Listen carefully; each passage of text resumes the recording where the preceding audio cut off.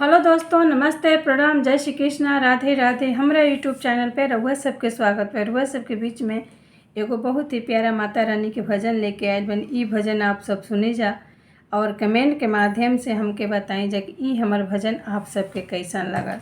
अगर हमार भजन आप सबके पसंद आवता तो ज़्यादा से ज़्यादा शेयर करी जा।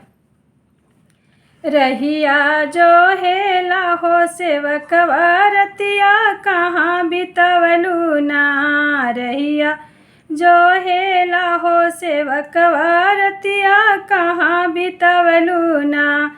कहाँ बितवलू ना ए मैया, कहाँ बितवलू ना।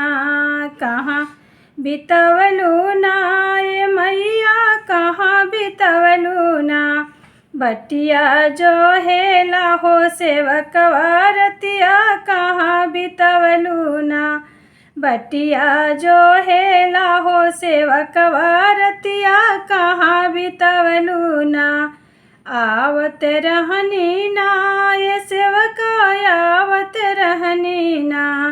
रहिया रोकेला हो कि मलिया गजला लेत बितवनी ना।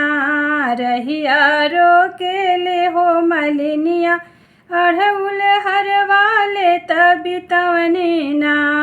कहाँ बितवलू ना ये मैया, कहाँ बितवलू ना।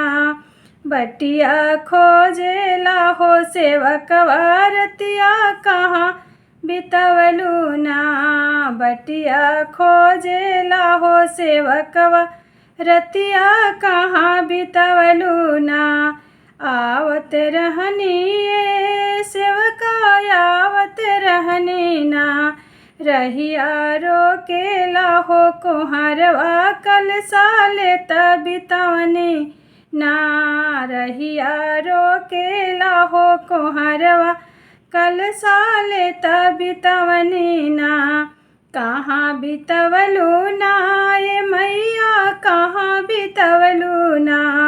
बटिया खोजेला हो सेवकवा रतिया कहाँ बितवलू ना। बटिया खोजेला हो सेवकवा रतिया कहाँ बितवलू ना। आवत रहनी ना ये सेवका, आवत रहनी ना। आवत रहनी ना ये सेवका, आवत रहनी ना।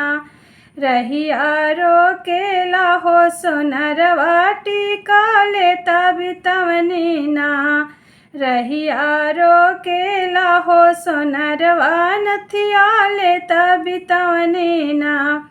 कहाँ बितवलू ना ए मैया, कहाँ बितवलू ना।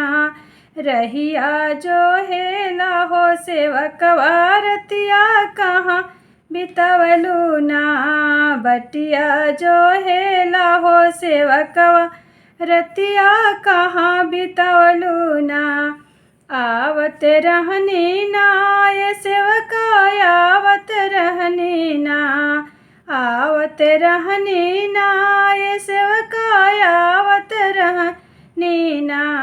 रहिया रोकेला हो बजजवा चुनरी लेत बितवनी ना। रहिया रोकेला हो बजजवा चुनरी लेत बितवनी ना।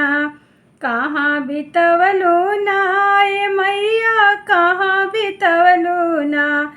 बटिया खोजेला हो सेवकवा रतिया कहाँ बितवलू ना। बटिया खोजेला हो सेवकवा रतिया कहाँ बितवलू ना। Thank you. ये माता रानी के भजन आप लोगों को कैसा लगा कमेंट में ज़रूर लिखिएगा।